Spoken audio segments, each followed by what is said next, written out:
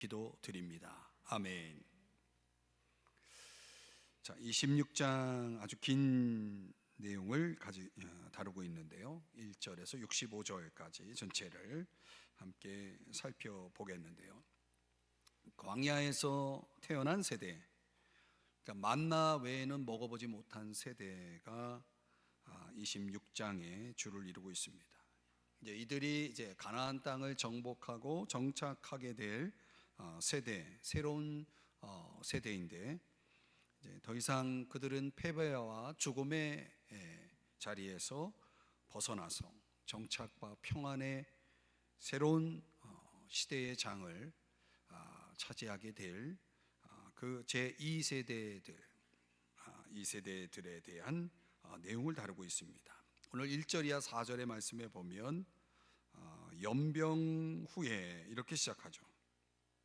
25장에서 일어난 사건, 연병 재앙의 심판을 백성들이 받은 후에 하나님이 모세와 엘르아살에게 명령해서 이스라엘 회중의 총수를 조사하라는 그런 말씀이 떨어집니다. 연병의 결과가 나타난 인구조사가 되겠습니다.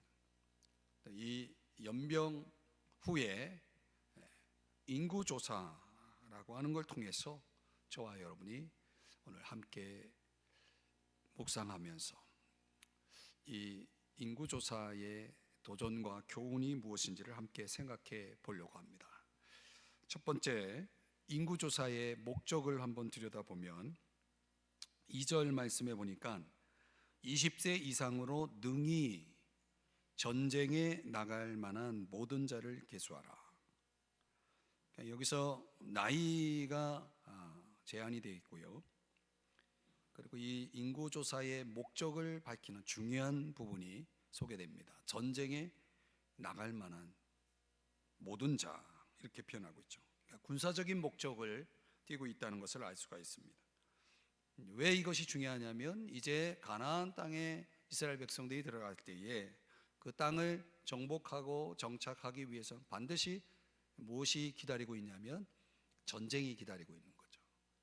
하나님이 약속한 땅에 들어가서 그들이 그냥 하늘에서 뚝 떨어지는 그런 차원의 선물의 가나안 땅이 아니라 전쟁을 통해서 그 땅을 차지해야 하는 그런 과제가 그들에게 주어져 있는 겁니다. 그걸 감당하기 위해서는 전쟁에 나갈 만한 자가 몇 명이냐, 이게 굉장히 중요한 부분이죠. 그 전투병력의 조사를 위해서 인구조사를 명령한 것입니다. 오늘날 교회라고 하는 공동체 안에도 이 부분은 매우 중요합니다. 교회가 영적으로 전쟁에 나갈 만한 사람이 얼마나 되느냐라고 하는 그런 차원의 이 공동체의 말하자면 하나님이 보기를 원하시는, 하나님이 찾으시는 주 대상을 오늘 본문에서 우리가 살펴보고 있는 것입니다. 주님의 좋은 군사로 카운트가 될 만한 사람들이 과연 얼마나 있느냐라고 하는 것이죠. 이제 앞에 가나안 땅이라는 하나님이 주신 약속의 땅이 기다리고 있지만 그 땅이 나의 것이 되기 위해서는, 우리의 것이 되기 위해서는 하나님은 그냥 그들에게 떠안겨주는 것이 아니라 전쟁을 통해서 그것을 차지하게 하셨다는 것입니다. 하나님의 은혜, 하나님의 축복이라는 것이 이제 우리에게 주어질 때 우리는 뭐 아무것도 하지 않아도 되는 거냐? 그렇지 않습니다. 우리의 역할이 있는 거죠. 이스라엘 백성들이 하나님이 주신 은혜의 땅을 차지하는 데 있어서 아무것도 하지 않은 것이 아니라 그들은 전쟁을 치러야 했다는 거예요. 우리도 마찬가지예요. 이 땅에서 전쟁을 치러야 되는 겁니다. 전쟁이 있다는 것입니다. 그 전쟁을 준비해야 된다는 거예요. 그러려면 전쟁에 나갈 만한 자들이 그 수가 필요한 거죠. 디모데후서 2장 3절 4절에 보면은 바울이 디모데에게 그렇게 말합니다. 너는 그리스도 예수의 좋은 병사로 나와 함께 고난을 받아라. 그 좋은 병사의 기준을 제시해 주고 있죠. 4절 말씀과 연결해 보면 세 가지죠. 우리가 싸움에 나갈 만한 자들을 신약 성경의 관점에서 들여다본다면 오늘 민수기에서는 20세 이상으로 싸움에 나갈 만한 자, 그 조건이 딱 나이 연령으로 제한이 되어 있다고 본다면, 신약에 와서는 좋은 병사, 전쟁에 나갈 만한 자의 특징으로 세 가지를 제시합니다. 하나는 고난입니다. 고난. 기꺼이 고난을 받고자 하는 그런 사람이 좋은 군사다, 준비된 군사다라는 거죠. 두 번째는 자기 생활에 얽매이는 자가 하나도 없나니라는 표현이 나오죠. 그만큼 이 세상 가운데 자유할 수 있는 사람들, 세상에 얽매이지 않는 사람들, 이런 사람들이 좋은 군사로서의 자격을 갖추고 있는 사람이다, 이렇게 설명합니다. 또 세 번째가 병사로 모집한 자를 기쁘게 하려 함이라. 병사로 모집한 자는 누구겠습니까? 예수님이죠.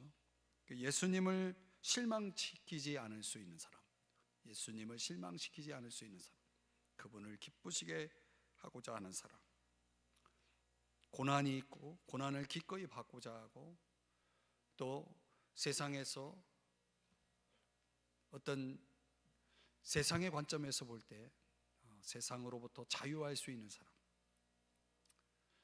세상에 매이지 않는 사람, 나아가 주 예수 그리스도를 기쁘시게 할 수 있는 사람, 바로 이들이야말로 전쟁에 나갈 만한 자격을 갖춘 자다라고 성경이 말하고 있는 것입니다. 오늘날 그 교회의 건강성은, 그 교회의 영향력은 이런 군사들의 수가 얼마나 되느냐라고 하는 것으로 우리가 가늠할 수 있다는 거죠. 그런 면에서 우리 교회는 좋은 병사가 몇이나 될까요?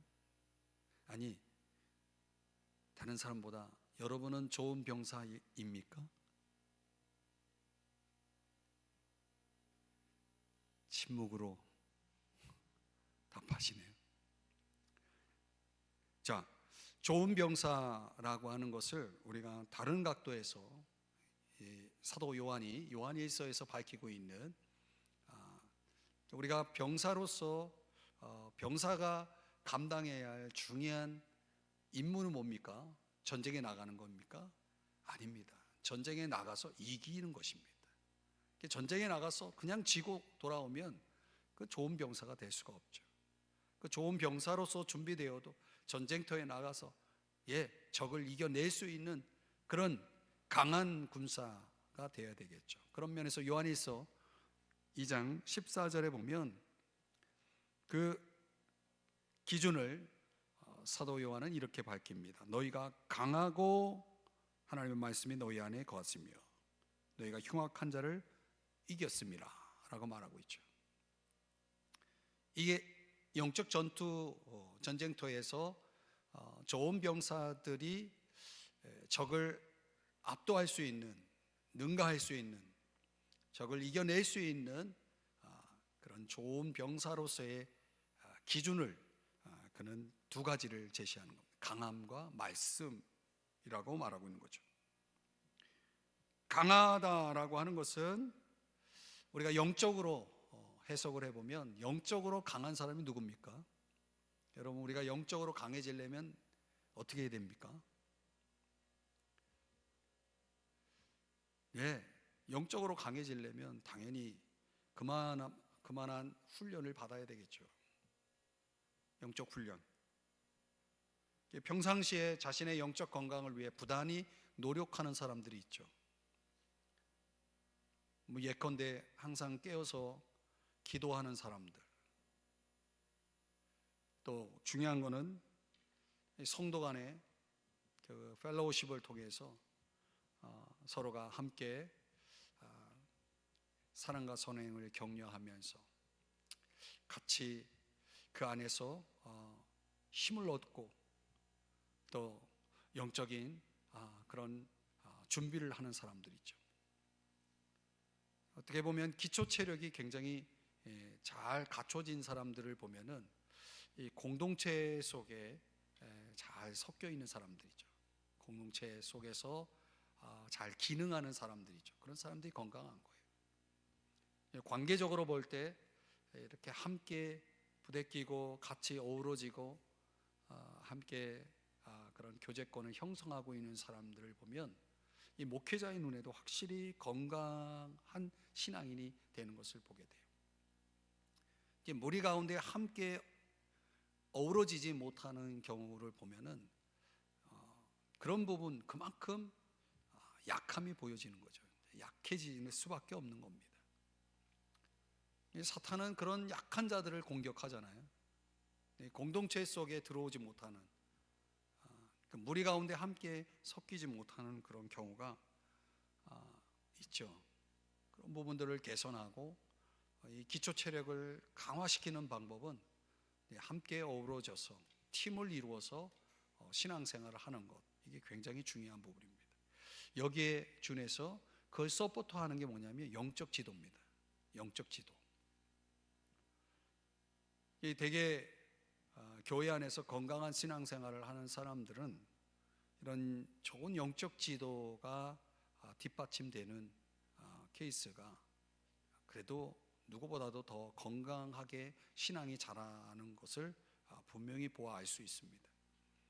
저는 우리 교회 안에 우리가 좋은 건강한 소그룹을 가지고 있을 뿐만 아니라 여러분들이 할 수만 있다면 교회 안에서 여러분의 영적 기초 체력을 강화시킬 수 있는 그런 짜임새 있는 훈련들을 여러분들이 참여하는 것이 중요하다. 하나님께서 그 공동체 안에서 영적 리더를 통해서 그 공동체의 양들의 필요를 감지하게 하고 그 필요를 공급하게 하거든요.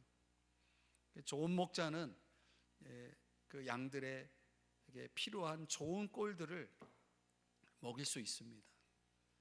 잘 먹고 건강하게 활동하고 그러면서 그 기초 체력이 아주 견고하게 세워지는 것들을 볼 수 있거든요.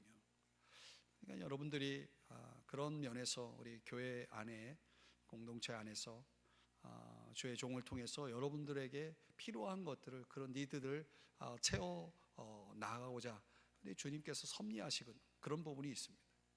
저는 그런 것들을 충분히 여러분들이 활용하는 적극적으로 참여하는 그런 여러분의 역할들이 여러분의 노력들이 사실 필요합니다. 그냥 내가 가만히 있는다고 내가 강해질 수는 없습니다. 몸도 그렇잖아요. 몸을 가만히 놔두면 몸이 건강해집니까? 그렇지 않아요. 꾸준하게 자기의 몸을 위해서 건강을 위해서 우리가 지속적인 운동, 때로는 여러분들이 돈을 내서라도 이렇게 트레이닝을 받을 수 있는 그런 좋은 강사를 여러분들이 선택해서 그래서 여러분들의 몸을 좀 더 강하게 만들고 하는 일들을 하잖아요. 그걸 영적으로 한번 그대로 적용해 보면 여러분들에게 동일하게 적용할 수 있는 거죠. 그런 부분들이 많이 필요해요. 목회자인 저도 그런 면에서 더 훈련되고 더 준비되기 위해서 할 수만 있다면 그런 소스들을 놓치지 않으려고 이제 많이 애를 쓰고 노력을 합니다. 저도 그만큼 또 저도 자신도 성장할 수 있는 기회가 주어지는 거죠. 제가 단순히 이제 목회 현장에 머물러 있지 않고 또 제가 할 수 있는 어떤 역량 안에서 그냥 소신껏 목회하는 것에 자족하지 않고 끊임없이 저를 발전시키고 또 성장시키기 위한 그런 노력을 멈추지 않고 있거든요. 그건 제가 강해지기를 원하기 때문에 그런 시도를 하는 거죠. 우리 성도님들도 그렇게 했으면 좋겠어요. 그래서 여러분들이 교회 안에서 정말 준비된 그런 강한 군사로서의 무장, 훈련 이런 걸 여러분들이 여러분의 신앙 속에 적용할 수 있기를 바랍니다. 그리고 여기 보니까 하나님의 말씀이 너희 안에 거한다라고 말하고 있거든요. 누누이 말씀드리지만은 여러분, 우리 신앙인들이 이길 수 있는 무기는 성령의 검, 하나님의 말씀입니다. 그래서 우리가 끊임없이 하나님의 말씀이 내 안에 머물 수 있는 그런 훈련들이 사실 또 필요하죠. 강해질 수밖에 없습니다. 그러니까 말씀이 내 안에 머물 수 있는 훈련은, 최고 훈련이 뭡니까? 묵상이거든요. 묵상 훈련. 그러니까 모든 이 마음의 밭들이 풍성한 결실을 맺지 못하는 이유는 내 마음의 토양이 그 하나님의 말씀이 충분히 내 안에서 뿌리를 내리고, 그리고 30배, 60배, 100배의 결실을 맺을 수 있도록 그런 적절한 토양을 갖추지 못하기 때문이죠. 그래서 마귀가 다 빼앗아갑니다. 마귀가 다 빼앗아가든지 환경에 눌리든지, 그런 여러 가지 여건에 의해서 사실 신앙인들이 제대로 자라지 못하고 여전히 시간이 흘러도 그 모습 그대로 그 영적 수준에 있어서 더 이상 진보하지 못하는 그런 정체된 신앙인들을 많이 볼 수가 있는 거죠. 그러기 위해서 저와 여러분이 할 수 있는 가장 기본적인 훈련이 뭐냐면 묵상이에요. 묵상. 날마다 주께로라는 그 책을 갖고 계신 분들, 계속 여러분들이 그 말씀 안에서 하루를 살아가는 훈련들을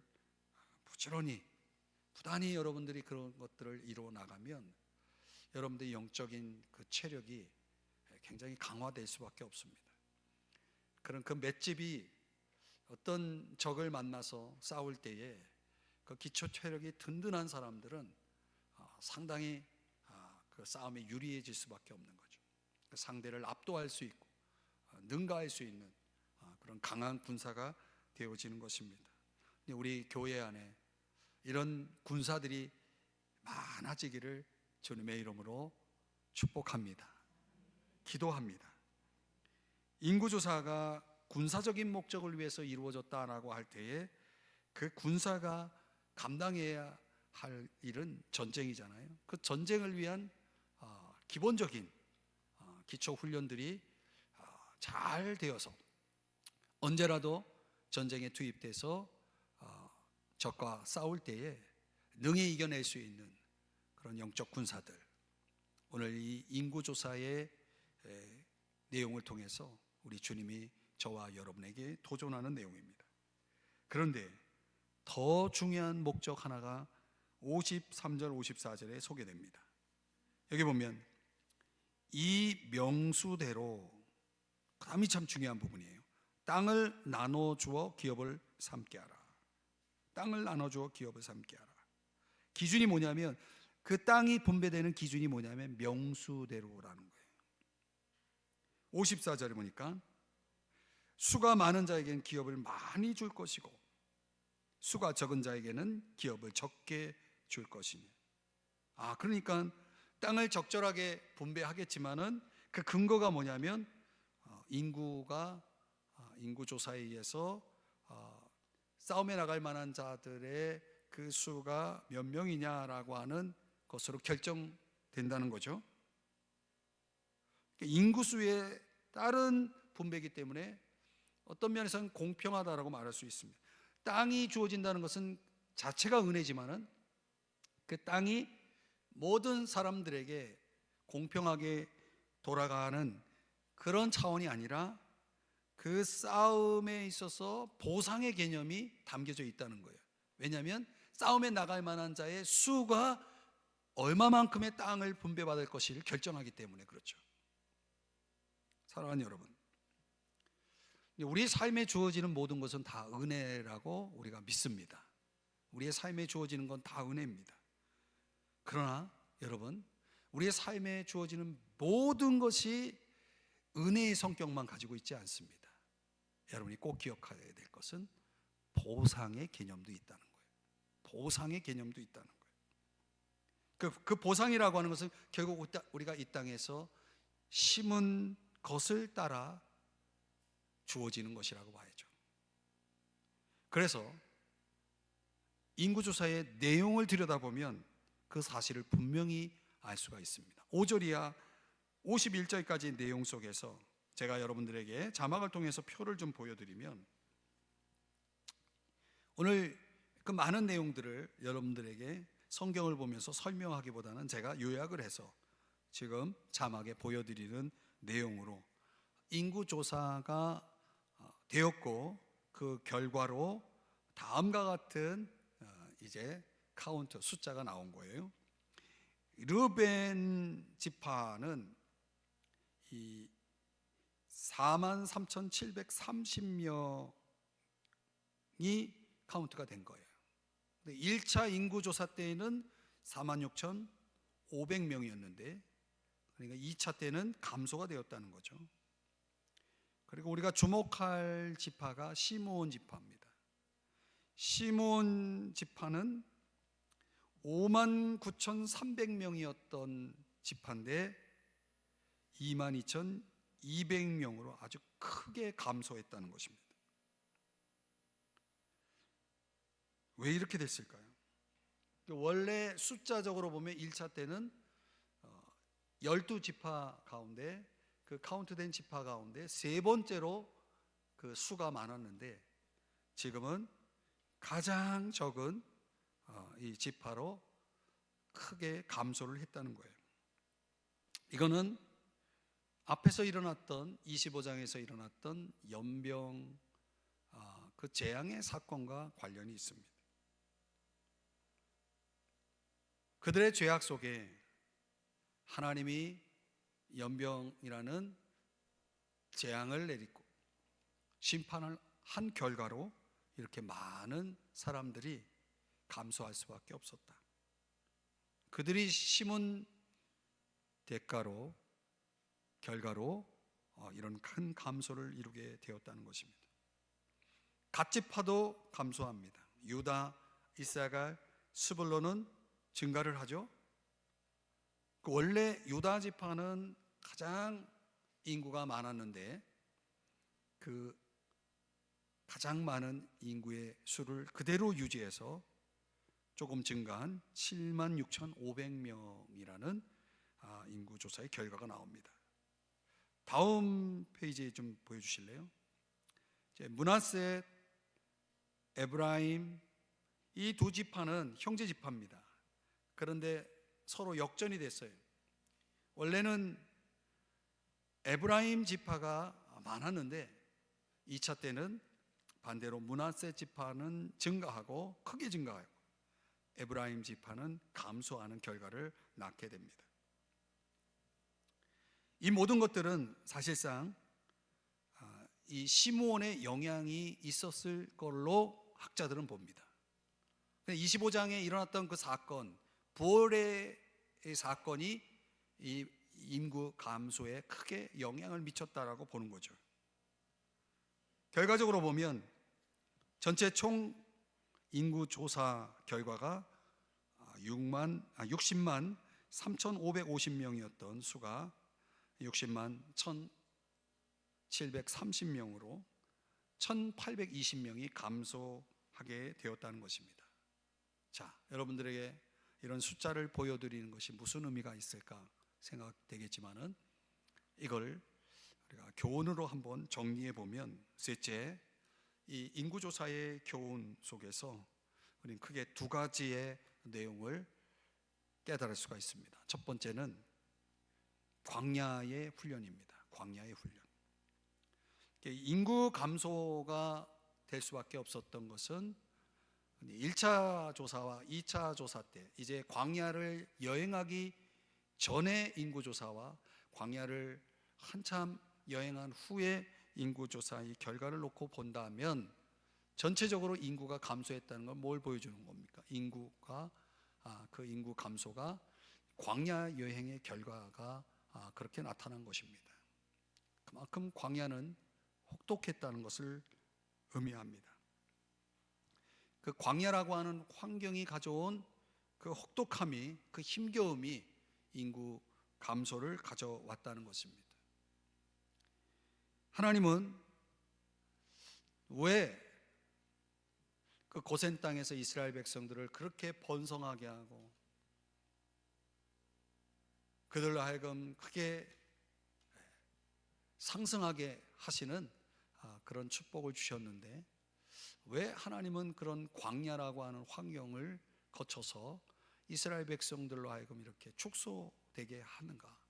왜 이 광야라고 하는 시련을 통해서 그들이 감소되는 결과를 경험하게 하셨을까? 그것이 바로 출애굽기 13장 17절 말씀 속에서 한 가지 힌트를 보여주는 것입니다. 이 말씀을 한번 자막의 내용만 같이 한번 읽어볼까요? 시작. 블레셋 사람의 땅의 길은 가까울지라도 하나님이 그들을 그 길로 인도하지 아니하셨으니 이는 하나님이 말씀하시기를 이 백성이 전쟁을 하게 되면 마음을 돌이켜 애굽으로 돌아갈까 하셨습니다. 그러니까 이 애굽 사람들이 부른 이 가나안 지름길, 호로스 길이라고 하는 이 길이 너무나 빠른 길이 있었는데 하나님은 그 광야 길로 백성들을 오히려 돌아가는 길을 이 백성들이 걷게 했다는 것입니다. 이유는 간단해요. 아직 준비가 안 돼 있었던 거예요. 무슨 준비요? 전쟁할 준비가 안 돼 있었던 거죠. 그러니까 전쟁할 만큼 준비가 되어 있지 않기 때문에 그들은 광야가 필요했다는 거예요. 그럼 이상하죠. 전쟁할 준비가 안 돼 있는데 왜 광야가 필요했을까요? 그러면 그 전쟁은 이 광야라는 걸 통해서만이 준비될 수 있는 거랍니까? 그렇게 말씀하고 있는 거죠. 자, 신명기 8장의 말씀이 여기에 부연해서 답을 우리에게 주고 있습니다. 다 같이 한번 또 읽어봅니다. 시작. 내 하나님 여호와께서 이 40년 동안에 네게 광야길을 걷게 하신 것을 기억하라. 이는 너를 낮추시며 너를 시험하사 내 마음이 어떠한지 그 명령을 지키는지 지키지 않는지 알려 하심이라. 아멘. 이어지는 3절 말씀도 읽고 제가 설명하겠습니다. 시작. 너를 낮추시며 너를 줄이게 하시며 또 너도 알지 못하며 내 조상들도 알지 못하는 만나를 네게 먹이신 것은 사람이 떡으로만 사는 것이 아니요 여호와의 입에서 나오는 모든 말씀으로 사는 줄을 내가 알게 하려 하심이니라. 여러분, 이 광야라는 것을 왜 하나님이 허락하셨는지를 설명해 주는 내용입니다. 왜 광야를 주셨다고 말씀합니까? 백성들을 낮추시며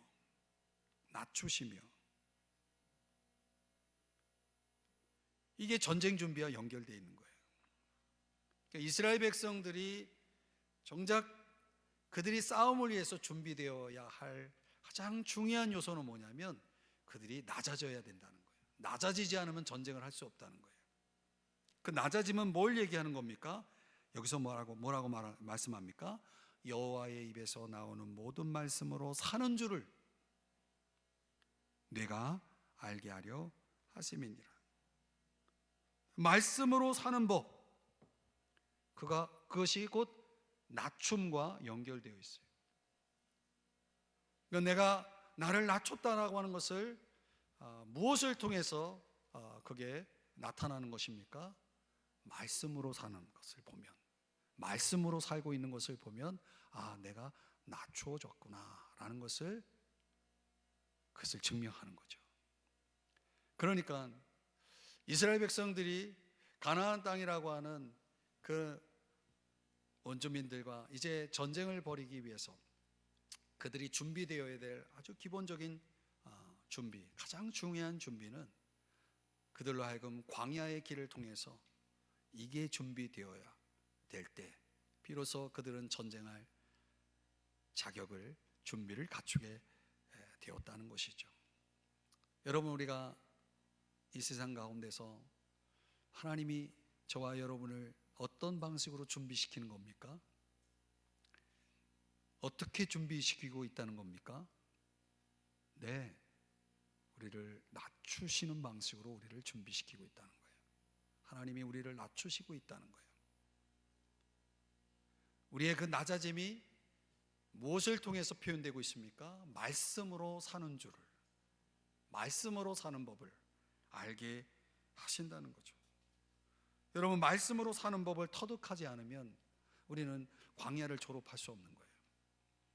그리고 우리는 싸움을 준비할 수가 없는 것입니다. 신명기 8장 15절 16절에서는 이렇게 또 말씀을 하고 있습니다. 너를 인도하여 그 광대하고 위험한 광야 곧 불뱀과 정갈이 있고 물이 없는 간조한 땅을 지나게 하셨으며 또 너를 위하여 단단한 반석에서 물을 내셨으며. 자, 그 다음 16절은 여러분이 읽어주세요. 시작.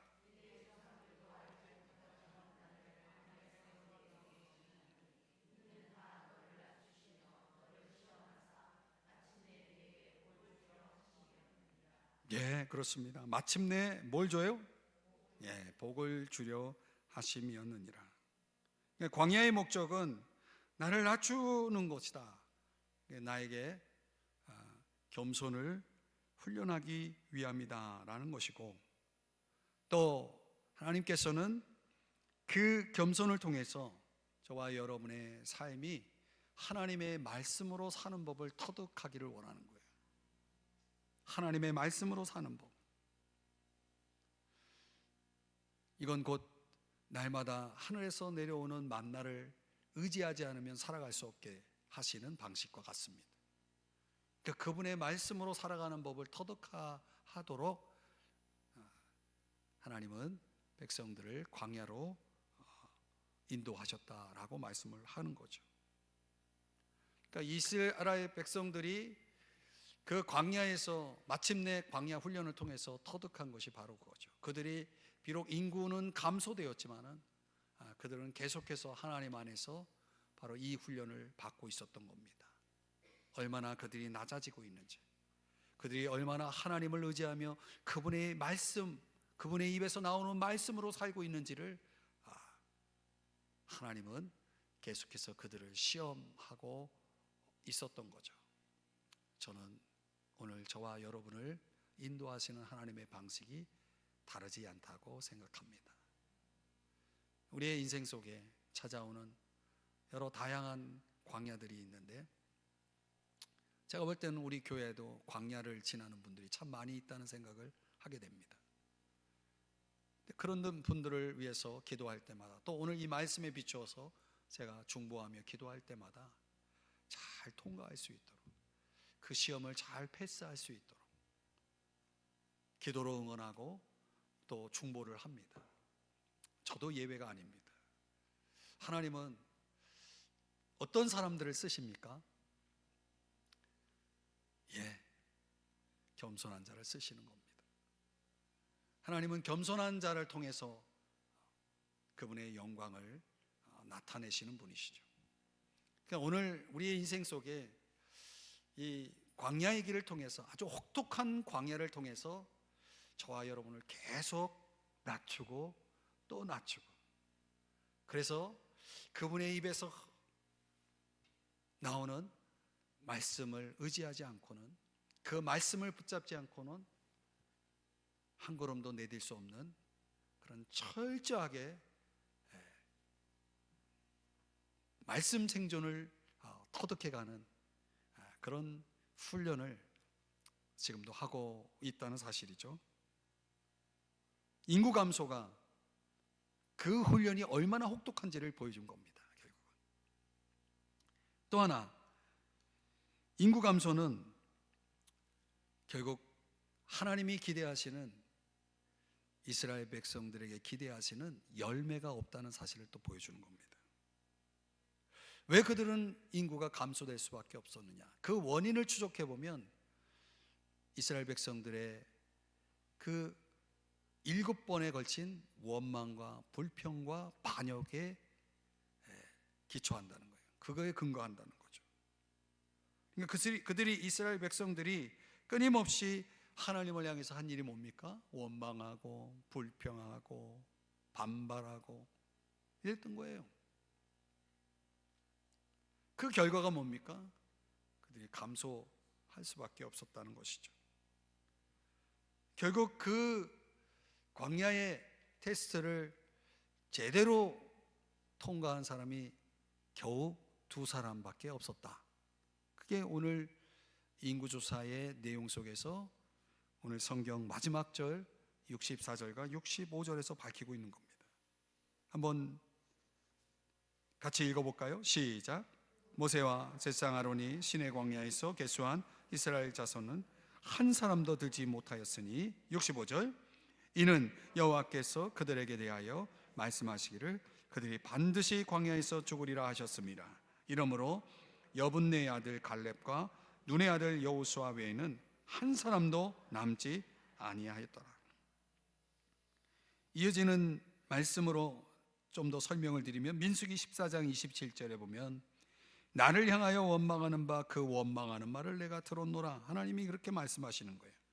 14장 33절의 말씀해 보니까 너희 반역한 죄를 지고 너희 시체가 광야에서 소멸되기까지 40년을 광야에서 방황하는 자가 되리라. 그러니까 하나님께 대한 이 불신앙, 불순종이 그들의 열매 없는 삶을 낳게 했다는 것입니다. 오늘도 우리의 인생 광야 속에서 이스라엘 백성들의 그 실패를 거듭 반복하면서 그들과 같은 길을 걸어가고 있는 사람들도 있습니다. 그 광야에서 여전히 불신과 불순종으로 열매 없는 하루하루를 보내고 있다면 오늘 이스라엘 백성들의 그 역사를 나의 거울로 삼아 우리가 그 굴레에서, 그 실패의 굴레에서 빨리 벗어나야 한다는 사실이죠. 그러니까 우리가 우리 인생에 있어서 여전히 하나님이 함께 하셨음에도 불구하고 내 인생에 더 증가가 아니라 감소라고 하는 그런 모습으로 내 삶이 그렇게 지금 진행되고 있다면 여기에는 무엇이 있기에 그런 결과를 낳았는지를 우리가 성찰을 해봐야 됩니다. 저는 우리 개인의 삶도 또 우리 공동체도 항상 하나님 안에서 우리가 그런 부분들을 성찰할 수 있을 때 나의 나약함들, 나의 잘못됨들을 하나님 앞에 온전히 우리가 고백하고 돌이키고 변화될 때에 하나님은 다시 우리 인생을 역전시켜 주실 하나님이신 걸 여러분 믿으시기를 바랍니다. 그럼 오늘 우리가 이 말씀 속에서 이제 결론을 내린다면 이스라엘의 실패는 불신과 불순종의 결과였다라고 하는 것이죠. 결과적으로 그들이 감소했던 이유는 바로 여기 있는 것입니다. 그럼에도 불구하고 그 이스라엘의 인구 감소가 저는 한편으로 보면 하나님의 은혜였다라고 봅니다. 그들의 그 거듭되는 7번이나 되는 반역, 불평, 원망, 이렇게 하나님의 뜻에서 수없이 벗어나는 이 백성들의 모습에도 불구하고 주님은 당신의 은혜를 완전히 거두지 않고 여전히 그분의 약속, 그 약속에 따라 신실하게 일하시고 그분의 선하심을 분명히 그들에게 보여주었다는 것이죠. 그래서 비록 인간이 볼 때에는 가나안 땅으로 향한 그들의 여정이 늦춰졌지만 무려 40년이라는 세월이 늦춰졌지만 그럼에도 불구하고 그 약속이 완전히 폐기되지 않았다는 거예요. 좌절되지 않았다는 거예요. 하나님은 반드시 당신의 뜻을 이룬다는 거예요. 그래서 여러분, 우리가 불순종한다고 우리가 하나님 앞에 불신앙으로 그런 거듭 하나님의 뜻에 벗어난다 하더라도 하나님이 당신의 뜻을 포기하지 않습니다. 그래서 반드시 이루시는 거죠. 저는 여기에 하나님의 은혜가 있다고 믿습니다. 하나님께서 저와 여러분의 삶 속에서 계획하시고 약속하신 것이 있다면 내가 너의 삶에 있어서 나의 약속이 이루어지기까지 내가 결코 너를 포기하지 않을 거야. 내가 결코 너를 버리지 않을 거야. 내가 반드시 그 약속을 이루고야 말 거야 라고 주님이 오늘 이 이스라엘의 인구조사 이 역사 자료를 통해서 저와 여러분에게 말씀하고 있다는 사실입니다. 사랑하는 여러분, 오늘 인생의 광야에서 저와 여러분이 지고 가야 할 십자가들이 있습니다. 그 십자가를 우리 주님은 우리에게 다시 잘 지라고 감당하라고 말씀하고 계십니다. 저는 그걸 믿음의 십자가라고 그렇게 표현하고 싶습니다. 그 믿음의 십자가, 저와 여러분이 끝까지 이 싸움에서 이길 수 있다면, 그래서 저와 여러분이 인생 광야 속에서 나를 낮추시고 또 낮추시고 또 낮추셔서 마침내 그분께 완전히 온전히 항복되어서 그분 앞에서 주의 말씀으로 의지하고 그분을 의지해서 살아가는 우리의 삶의 모습들이 잘 준비되었을 때, 그 전쟁이 잘 준비된 군사처럼 오늘 저와 여러분이 그렇게 주님 앞에 섰을 때 여러분의 인생 속에 하나님께서 이루실 그 놀라운 일들을 한번 생각해 보세요. 저는 하나님의 은혜가 여전히 저와 여러분과 함께 한다고 믿습니다.